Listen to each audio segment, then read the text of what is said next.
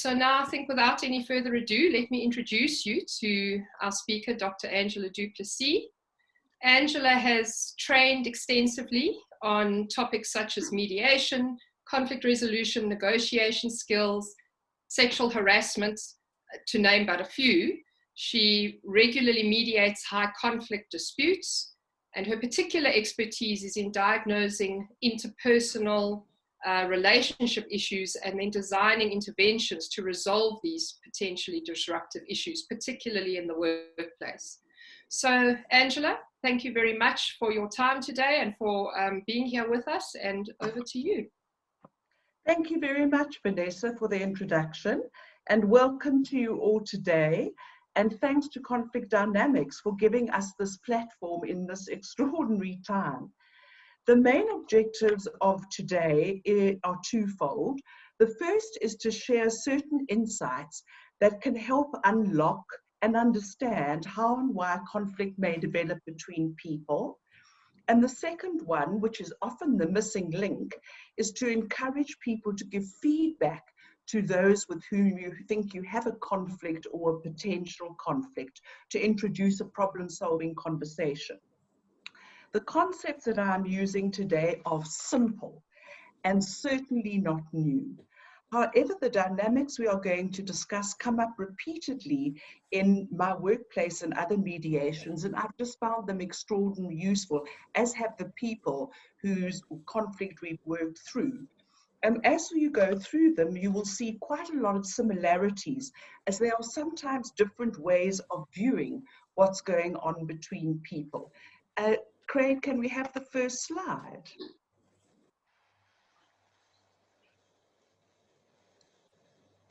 And then on to the next one.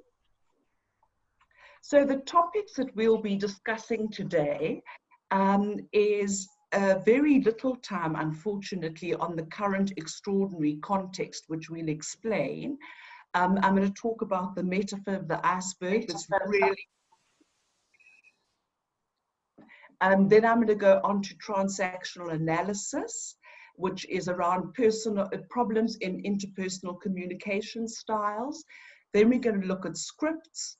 And then lastly, we're going to do unconscious bias and microaggressions before we go on to the important last point about giving feedback and understanding courageous or difficult conversations.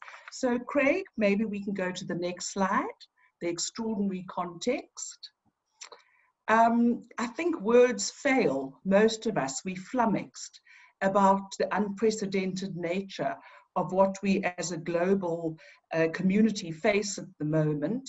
And we know, it goes without saying, there's just huge uncertainty on all sorts of fronts and enormous fears around health and economic well-being. I mean, those are really quite serious, they're extremely serious. And people have spoken about business as unusual, and I think we're living with all of that in different ways, depending where our normal workplaces are.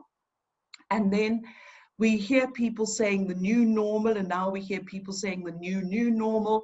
What is going to happen after everyone's not locked down anymore? How are we going to interact with the world? How do we stagger it?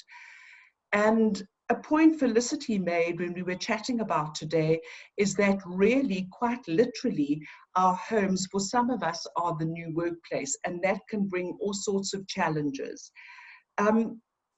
When preparing this material a few weeks ago, none of us could have predicted the current global pandemic.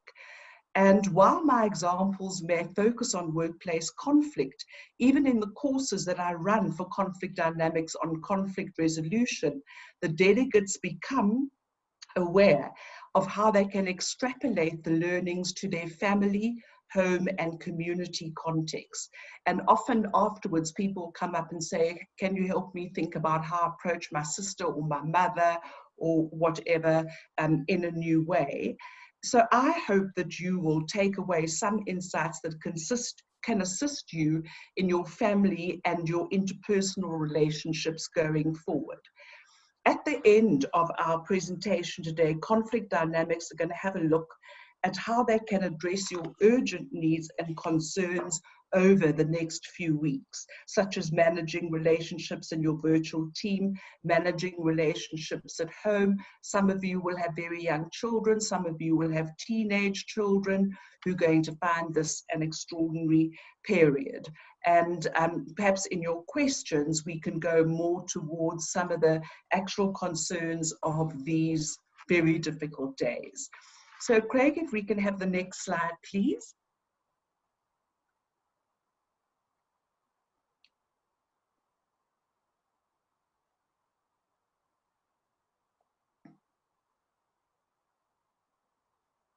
Okay, we're just waiting for the slide on the iceberg. It should be showing.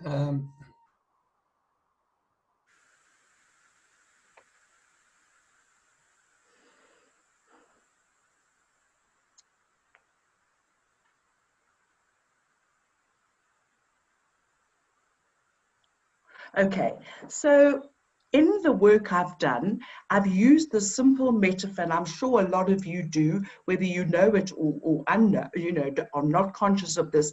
And it's simple as it is it has proved very profound in a lot of my work. So as we know, what is above the water is visible, and below what is less visible or hidden. Craig, can we go on to the next one of the iceberg? Okay, so and then the following one I think is relevant here. So for those of you who are familiar with negotiation skills and maybe been taught by conflict dynamics or other people, we spend a lot of time saying how we need to go from positions and demands and what's above the iceberg to what is below the iceberg, from positions to needs, interests, and fears. Craig, there's another one, I think. Yes, okay. So that is the metaphor of the iceberg that guides a lot of the work that we do, that we need to get away from positions and demands in our conversations with other people to sharing needs, interests, fears, and concerns. And you will often see that, in fact, two parties who seem quite different above the surface have a lot of overlapping interests and common ground. So in my years as a CCMA commissioner, the iceberg concept became very clear in mediating wage disputes. But there the metaphor we often used was above the table and below the table. So we spoke in those negotiations, what are the demands that are on the table, but there was a lot going on the other table. And many of my colleagues didn't see the need of going beneath the table to see beyond the demands on the table to the underlying needs, interests, and dynamics between parties. It was so useful to ask the parties what had happened in the last couple of rounds of wage negotiations, as this often revealed why they seemed stuck and required a third-party intervention. And that was because very often under the table were months, if not years, of shifts in their power dynamics, resentments, old scores to settle, and each party's need to save face with their constituencies. And you would see that the party who believed that they'd given in and made most concessions last round was the one who really would feel the need to be very positional and win almost at any cost. The iceberg also really helped me during many years of doing divorce mediation at Family Life Center. Let me tell you that those conflicts can be a lot more grave and hectic than workplace ones. But one of the often repeated strengths of mediation is that it doesn't look back, it looks forward. And you can imagine in a partnership relationship that's gone wrong, that's very useful. However, I found that one of the most useful questions was to ask each partner to give a description of what they believed had brought them to this point in their relationship of separating. Their answers would reveal some of the less visible dynamics that would haunt the sessions: broken promises, affairs, betrayals, interfering in-laws, financial problems, and the like. And what was also very interesting for me from a diagnostic point of view is that when each of the parties gave their versions of how their relationship had come to this point, whether they were similar versions or very diverse and very different versions, would give me some insight into the sessions going ahead and how difficult or easy finding a resolution and settlement would be. Okay. The final point about the iceberg is that sometimes encouraging people to open up, because by diving under the sea to get to fears, concerns, and interests in order to find common ground to resolve the dispute, people need some trust in each other, and sometimes that's difficult. And a real interest to resolve the conflict or the dispute, in fact, what we would call good faith. So it seems like a simple task, but sometimes it can get pretty difficult. Okay, Craig, the transactional analysis slide.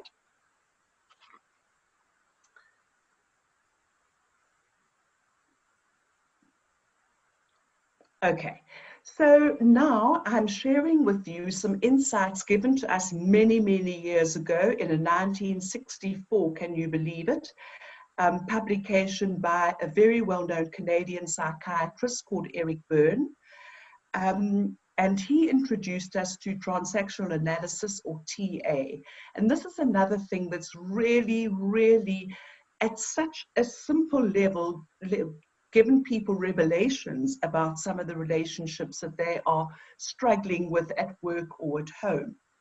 So Byrne postulated that in each person there are three ego states. There's a parent ego state, an adult ego state, and a child ego state.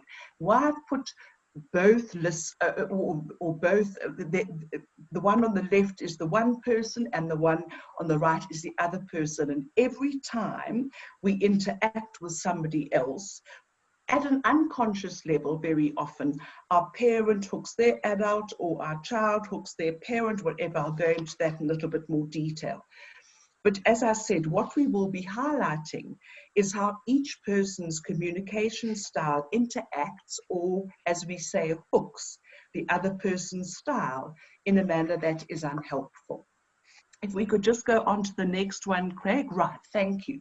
So as you can see here, and I'm not going to have time to go into exactly the detail of where this comes from interacting with our parents, our early caregivers, but in each of us, because of the nurturing we got when we were very young children from our parents or whoever was looking after us, caring for us, there resides in us as an adult some of that nurturing parent. But there's also the critical parent. So remember, for those of you who have children, when your child went from that relatively well-behaved baby to the crawling and then walking toddler, and a lot of your interaction with them was, no, don't do that, don't do that, take your finger out the plug hole, don't go near boiling water, etc., etc. And that also resides in some of us as we grow up. The adult side of us is the rational ego state. So that would be the expression of ourselves that we would like to bring, for example, at the workplace. And then child has got three sort of manifestations. There's the natural child or the playful child. And very often we think, well, for all three of these manifestations, we think about our inner child that we all know we have. There's the angry child and there's the withdrawn child. Now, the important points here is that all of us have each of the components of the ego state in us to a lesser or greater extent. So responding as we do to something someone says to us or how they behave towards us may legitimately hook an appropriate response of, let's say, an angry and withdrawn child. So I'm just giving some rather silly examples, but if a person walks in late to a meeting, for the manager or the leader to say, why are you so late yet again for this meeting, is immediately going to make the other person defensive. Or people saying something like, pull yourself together and get over it. the tone is a critical one. It's pejorative and judgmental, and that is automatically going to hook the hook of the angry or the withdrawn child. And I'll give you an example of that just now. Craig, could we just put that last slide on TA up again with those words, the descriptive words? No, it's the one before that. Okay, so the point I want to make to you is if two people are interacting and you're having a conversation in which your critical parent hooks their critical parent, that is a parallel interaction, and you will not get into trouble. So you often hear parents will be saying to each other, I mean, you know, two mothers or two fathers will be saying about their children, gosh, these children these days, they really don't have any conversation skills, and all they do is this SMS language where their grammatical skills, and the other person will say, I absolutely agree with you, and then you're fine. Adult to adult is also fine, and that would be the example, for example, when you would go into your manager's office and you would ask for a reasonable extension of a deadline on some work. You would present your rational self, you give good arguments for it, or perhaps if you went in to discuss an increase in salary, although sometimes those can go awry as well. And then if you're natural child to natural child, where as adults we're just having fun, maybe it's with our children, maybe it's with friends, family, all of us can get in touch with our natural child. It is the playful person in us. Similarly, angry child can hook can get on well if you're both coming from your angry child ego state, say as friends, talking about how you don't like your parents or they're too strict, you would also get on. The huge insight that's really helped me, and I can't tell you the number of interpersonal disputes, is that critical parent almost automatically hooks angry or withdrawn child. So take a mediation I did many years ago, in fact about 8 years ago, with two senior men at a very successful consultancy. They were both very similar, both highly qualified and equally valued by their boss, who said to me openly, Angela, I want both of them. They've both got to stay. Please help them see if they can find a way forward. The slightly older person was just more senior and had to check the work of the other person. Anyway, I met with them individually and explored their experiences of each other. The older person had grown up with a very critical and stern and quite withholding father. And therefore, he as an adult role modeled the tone and communication style he'd learned from his father, but within his workplace. That meant in almost all the interaction between these two people, he hooked the angry or withdrawn child in his colleague, who, when I explained it to both of them together, he said, you're absolutely right, because every time I experience him like that, I either sulk or we have a fight. So that's typical withdrawn and angry child. And it was a revelation to these two very, very clever and competent human beings. And I see this quite a lot in teams, in terms of the team leader having very little insight into the way that, that they impact. And we're going to talk about that a little bit more. Okay, Craig, can we go on to the slides of scripts, please?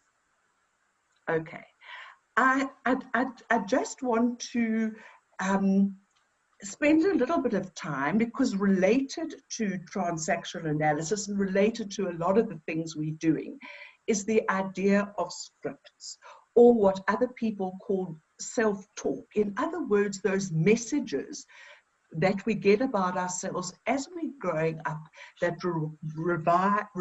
reside and reverberate in our heads. And these are messages we get about ourselves from parents, other caregivers, grandparents, aunts, uncles, friends, parents, social media, and so on. Now, the basic messages, and they can come in different forms, but the two basic messages would be, the one would be, I am good enough, and the other one would be, I'm not good enough.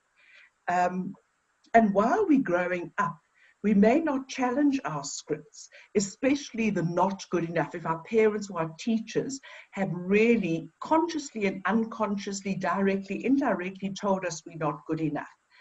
But very often in becoming young adults, we come to realize that our not good enough messages may not be true and certainly not helpful. Many years ago, I ran some diversity groups at a bank I was working in, and I met an Indian man of about 26, 27, who had a very interesting story to tell. He'd grown up in Indonesia, and literally until he went to school, must have been the mid-90s, until he went to Wits, he'd never interacted with white people.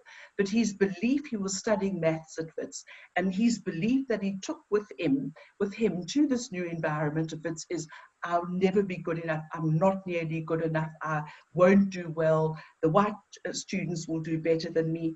And he said it was such a transformative experience, because he said within a couple of weeks he looked around and he said to himself, wow, I'm actually doing well. In fact, I'm more than good enough.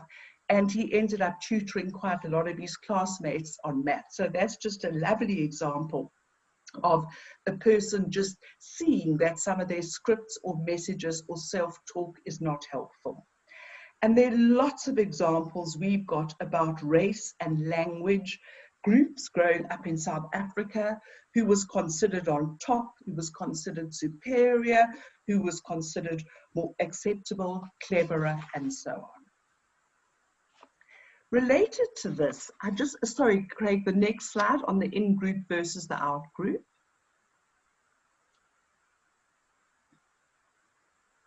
Okay, so we all know about in-groups versus out-groups.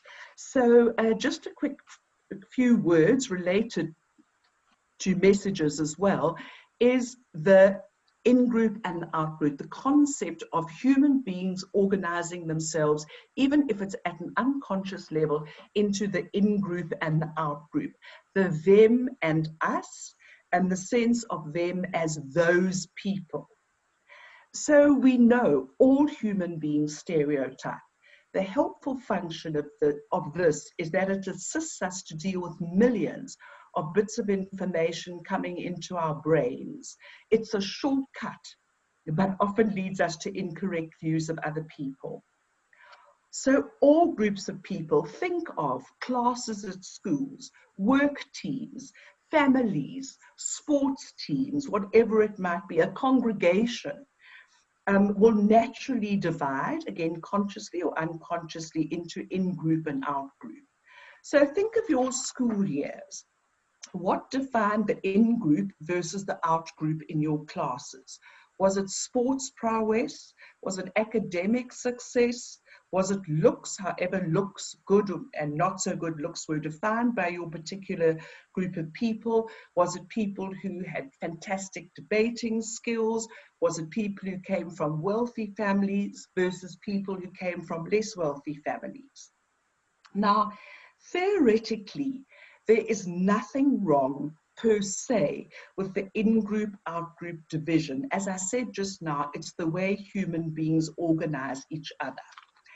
And indeed, you might think that I belong to an out-group, but in fact, in my eyes, I believe I belong to an in-group. It might not be your in-group. The problem comes when one group is labeled or labels themselves better or more superior. And our country abounds with examples of this from both colonization and the years of our apartheid government. Craig, can we go on to the next slide, please? Intent versus impact. Thanks. This is another simple concept which often leads to misunderstandings, adding to conflict and relationship problems. It's connected to a great deal of what we've already spoken about up to now, and is another way of describing how people can hook each other in unhelpful ways. In many situations, people are simply unaware of their impact on another person because their intention in what they said from their perspective was that it was harmless or indeed positive. But the impact, that is, how their communication landed on the other person, was not favorable. And you know, what I've come to understand is that in life, there are people who have been victims of discrimination and people who haven't. And those who haven't sometimes find it very hard to identify with what I call the wounded ear of people who belong to whatever my minority group it might be. I mean, for example, a lot of Jewish people are very, very sensitive and hyper-vigilant to anti-Semitism. We know that African people have a lot of Afro-pessimism assumptions made about them, a very Eurocentric approach to things. And conflict resolution is to suggest to parties other ways of expressing messages that don't hook the other people unhelpfully. And all of us know from our own lives, even words said in jest can end badly. I just want to share one more thought of you that was a revelation to me a number of years ago. People with rank, which is power and privilege, don't know they have it. And that's why people without rank, who can see their privilege versus the other person's privilege versus their non-privilege, will not understand what the other person is saying. So people with rank, power and privilege don't know they have it. Okay, so the last couple of insights before we go on to feedback are unconscious bias. So Craig, thank you. So these are unconscious or implicit biases which we have, of which we are unaware. It's our blind spot. They could be positive biases, but mostly negative biases. In our society like ours, many of our biases in the South African context are very well known to us. We know it's race, class, gender, language, sexual preference, and so on. But unconscious bias happens out of our control. It occurs automatically and is triggered by our brain making a quick judgment. So I thought I'd just share with you very briefly some of the ones that are not that perhaps people don't know about. Just explain them. And everything I'm saying, the internet is really filled with brilliant articles and books on unconscious bias. So Craig, can we just go back to the list of biases on the slide? Thanks. So the first one is affinity bias. Perhaps we all do know this, but we're unconscious of it from time to time. This is a preference for people we are similar to in some way, and thus find them easier to relate to. So they could be from the same ethnicity group, grew up in the same area, and we know that people who went to the same school, even if some years apart, have an affinity that lasts quite a long time with each other. Attribution bias is very interesting.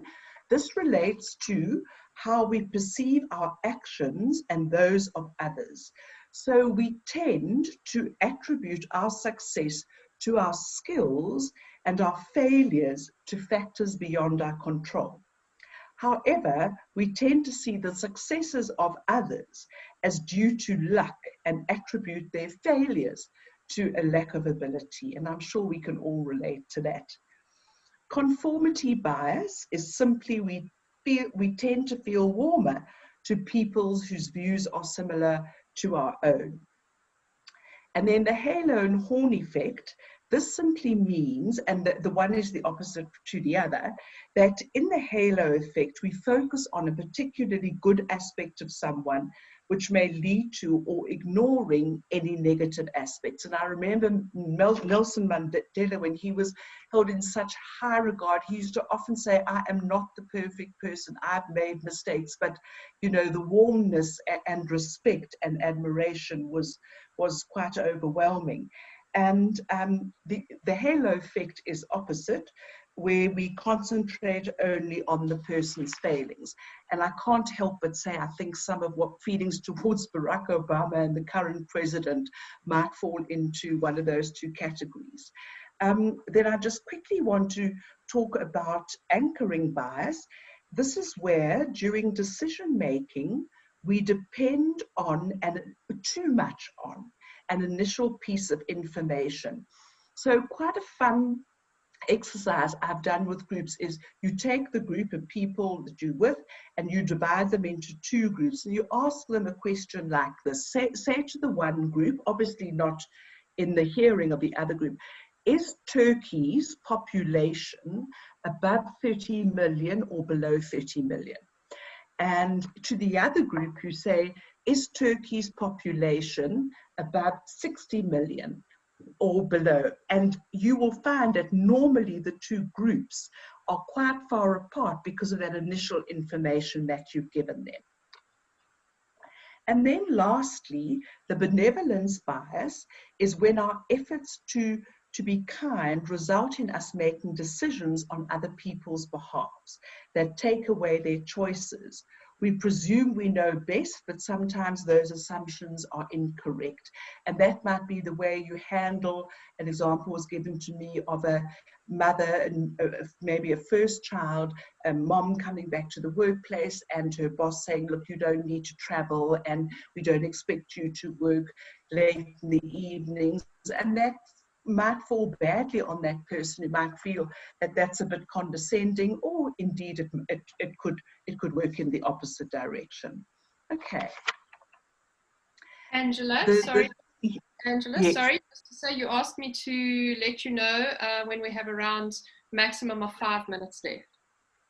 Okay, just give me about another 7 because we didn't start.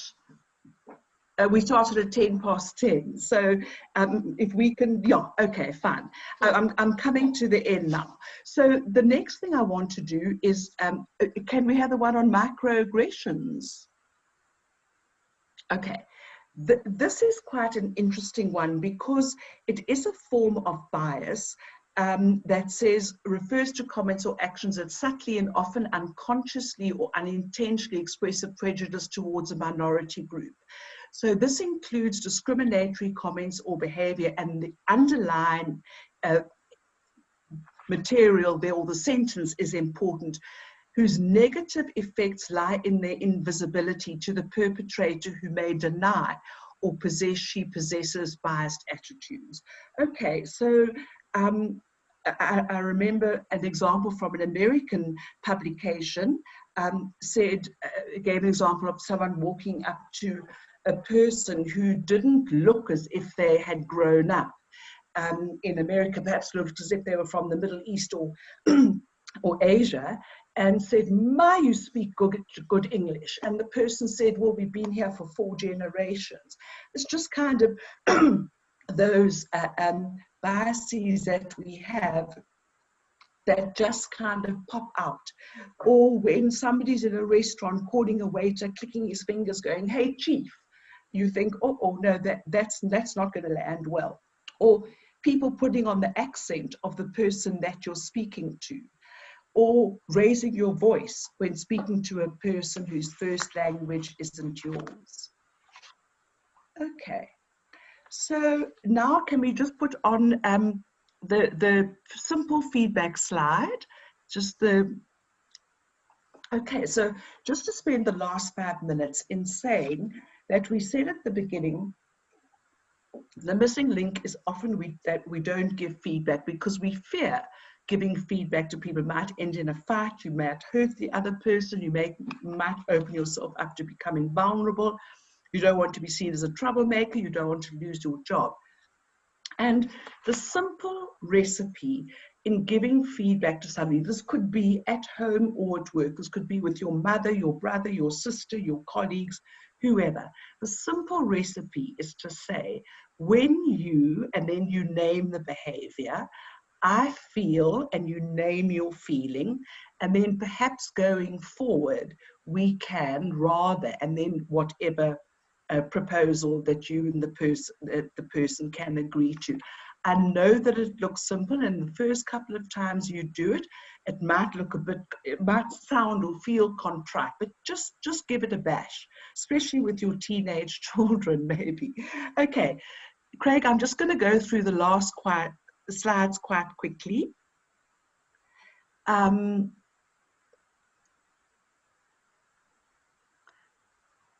Okay, so I'm going to leave out that second point there, but I just want to say mostly communication can be described as a battle of messages. That is trading positions and blaming. Whose fault is this? And that's where a lot of conversations get stuck, because I say it's you, you say it's me, and so it goes on, and we never get below the surface. Perhaps we can just go on, because some of those are to the next slide, Craig. In difficult conversations, and if you take nothing else away from this, it's just this, it's actually three conversations happening simultaneously. It's the fact conversation, what happened, and normally that's a simple dispute of fact, but where there's a lot of conflict, that can also get very complicated. The feeling conversation, what you and the other people are feeling. Feelings are always present, but are not often dealt with. And then the one that we really often miss is the identity conversation, the impact of our conversation on my sense of self, self-image, and self-esteem.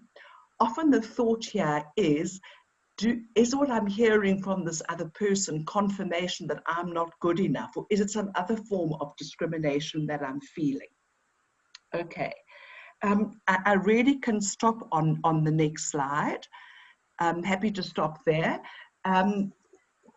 The what happened conversation. Here are three assumptions that I think we make and see when we are doing conflict resolution. People are stuck in the truth assumption, and that's simply I am right and you are wrong. Then there's the intention invention, which is our intent versus impact. And then the blame game. And one of the most useful things that I've dealt with or brought up when there is high conflict is to say, let's try and move away from blame and fault and look at each of our contributions, because we know it's never 100% my fault or 100% the other person. It lies somewhere in the action between us, our ego states, and etc. And then just to say to you, and maybe Craig, we can send this out when we next communicate with the participants, is the really good book for this is called Difficult Conversations, How to Manage What Matters Most by Stone, Patton, and Keane. So thank you for listening to me. That was quite a lot of material to get through. I hope you can extrapolate it to whatever challenges or whatever relationships are challenging in your life, and look forward to some of your questions. Thank you. Thank you so much, Angela. So let me find myself again here. Thank you so much to Angela for her insight and valuable experience being shared with us today. I think we can all agree that there is so very much to this challenging topic and to the different ways in which the situations are playing themselves out in different people's workplace scenarios, virtual workplace scenarios, and also in their home scenarios, particularly at this point. A couple of questions have come through in written form, and I'm going to just pose those quickly to you, and then possibly perhaps even we can open up the audio for people to just have a brief general discussion. But firstly, Angela, there's a question here that's been posed as follows. The question is, do you think that the current situation of isolation will decrease workplace conflict during this time and then erupt when we get back into the workplace? Your thoughts on that? My thoughts on that are quite clear in that I don't know. It's difficult to say. Some people may want to continue working at home, others will want to go back to the workplace. People might also are making assumptions about how hard they worked during the lockout versus somebody else who just sort of seemed to be a bit chilling and taking things easy. So look, there will definitely be challenges returning to the workplace, even at that basic survival level about, you know, are we wearing masks or whatever. That's an interesting question. And I suppose what I would do if I were a leader is have very regular check-ins with my team. I'm sure people are, but then once we get together, if we get together, then to really do quite some time together as a team, face to face. How has this been? What are people feeling? Absolutely, thanks. Another question that's come through is the following. You suggested that we practice these skills that you've been talking about and these insights on our teenage children. How should we do that without sounding clunky? Clanky or maybe a bit patronizing. Now, with some of the teenage problems, I mean, it's much easier to say to your teenage son who comes home at 12:15, well, he'll be in an Uber, or she would be in an Uber these days, but comes after a curfew and you have to deal with it. I can't say it drives drunk anymore because I'm not sure people do that anymore, but these are the things that we've all sort of lived through. And we so want to give a you message. You always let me down. You always late. You always, and that you message goes down very badly. Now, listen, there are times when you need to be a critical parent, such as your 3-year-old wanting to go and play with hot water on the stove. But to a teenager, you might be able to find the space and the time to sit down and just say, I want to tell you about your impact on us as your parents or me as your mom or dad. When you come home late, I really feel anxious and let down. Perhaps going forward, let's see if we can't find another time, because you seem to not make midnight. You know, Vanessa, I'm just sucking things out my thumb now, but just try some of that, some of the feedback messages. And you know, teenagers are often do get very defensive. That's just in the nature of the growing up they're doing during those years. Yeah. Yeah, absolutely. The value of the I statement rather than the accusatory you statement. Yes, exactly. Our old friend. Absolutely. Another question has come through. How do you change blaming conversations to more constructive type conversations? Okay. That depends on the goodwill. I can tell you now that a divorcing couple where there have been long-term bad vibes between them, they might need the intervention of a third party. And in the work I do, obviously I would be promoting the use of a mediator because I can see that you can bring some objectivity. And let me tell you that quite a lot of the stuff that I've done with you today, I actually go through with parties. And even if I just say, look, let's start that conversation again. Let's not start it off with who's to blame. Let's look at, and just my tone of voice and sort of my neutrality and independence can help couples. Otherwise, if couples have got quite a good relationship and they're getting into the blame game, one can maybe just stop and say, whoa, I tell you what, let's start this conversation again. But a lot of people really do benefit hugely from a mediating third-party role. Yeah. Okay, another important question. What about how to listen well? And what skills could you summarize for us in terms of how to practice good listening?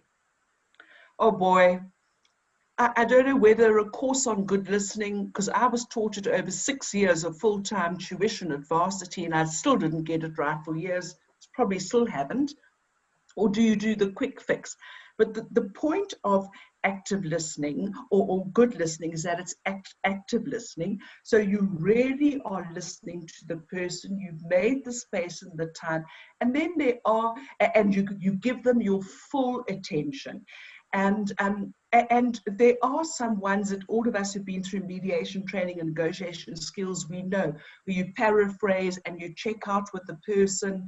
But you know, the truth of the matter is, some of us are born better listeners than others. And I know a lot of people in my life who continue, despite getting feedback, they continue to be poor listeners. But listening skills, there's also a lot to be gained. There's lots of quite helpful articles, etc., on the internet. But at the end of the day, I think just making yourself fully present and being interested in the other person. Thanks, yes. And in terms of your mentioning that there are numerous excellent resources that one can get hold of, certainly we'd be happy to send out to everyone who's registered for the session some suggestions. Aside from the book that Angela mentioned earlier on Difficult Conversations, we can certainly send everyone a list of some suggested reading. Perhaps if ever there was a time to put aside a few minutes to be able to look at reading on this kind of subject matter, now is it. Another question I'd just like to pose to you that's come in. Given the close confines that we're all living in at this point in time, for those of us who are fortunate enough to be with family in lockdown, do you perhaps have any suggestions for whether we should be trying out something like family meetings when tensions are running high, and if so, any ground rules for such family? Vanessa, I'm so glad that somebody has mentioned that, because I was thinking of including a little story of a family that I watched. Many years ago, terribly, I knew two families that each lost a son in tragic conditions. They were horrible, horrible accidents. The one family dealt with it so badly, and the other family dealt with it so well. And one of the things they told me, the family dealt with well, was that every night, they had 3 children, they'd lost one, so it was mom, dad, and 2 children. Every night, without fail, for ages afterwards, they sat down and they did a check-in. How are you? How are you feeling? What's impacting? What do you need more of? What do you need less of? I know that people would love that they would have the capacity to have family meetings, but sometimes the dynamics are not that conducive. But as far as possible, I do think that regular check-ins, even if your children think it's a bit silly to begin with, or your spouse is a little bit perhaps agitated, just say, I really think that we can do so. I mean, just how are you feeling? What do you need more of? What do you need less of? This is an unprecedented period. I've always joked and said we don't marry our partners and maybe our children for 24/7, because, you know, we go to work, they go to school and so on. And now we're facing it 24/7. And I think obviously you can't generalize, but I think people are finding it exceptionally stressful. Yeah. Okay. Thank you, Angela, for your input. We are fast approaching our agreed finishing time. There are a couple of additional questions that have come in, but I also mentioned possibly opening up the audio for anyone who would like to very quickly throw in a question via audio. Craig, can you do that for us quickly?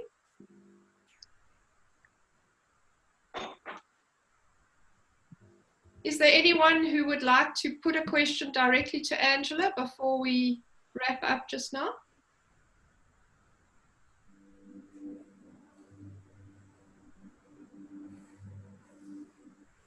Okay, well, yes. Seems we done. Yes.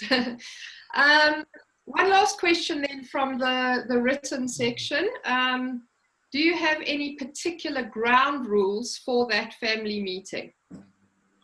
I mean, I would have to think of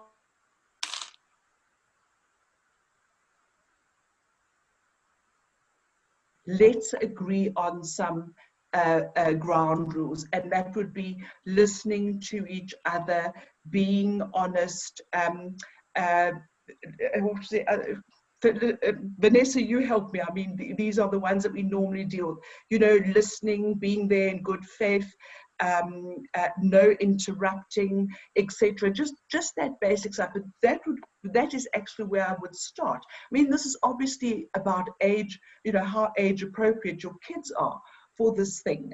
But with older children, I think it might be really useful, and set the ground rules as a family. What are our values as a family? What values do we want to see in our behavior towards each other going forward? What are we struggling with? But start with, let's put some ground rules down for these meetings. I think it's an excellent idea. Okay, good. Well, on that note, I would like to just obviously once again thank everyone for joining us today. It's been a pleasure to host you. Before you leave us, we would just like to put out what is called a poll in terms of this platform. If we could just take 20 seconds to respond to the question that will come up on your screen shortly, so that can give us some idea as to what stood out for you here, and particularly what might be most important to you. Also, if you could just put into the chat section any suggestions you may have or requests you may have concerning future sessions of this kind, more information on this topic or any other topic that you feel we can help with. We're wanting to continue the service in this way to our clients and contacts, so please feel free to give us any feedback in the chat section as to where you'd like us to continue the discussion or start a new discussion. Thank you very much to Angela for her time and her input. Please remember, everyone, that we have plenty of resources available on the Conflict Dynamics website. We have a resource section, we have recommended reading there, and we invite and welcome you to come onto our website and have a look at whatever it is that you can find there that can be of assistance to you. Stay safe, stay well, stay sane in your current situations, and we hope to see you all again soon. Thank you very much.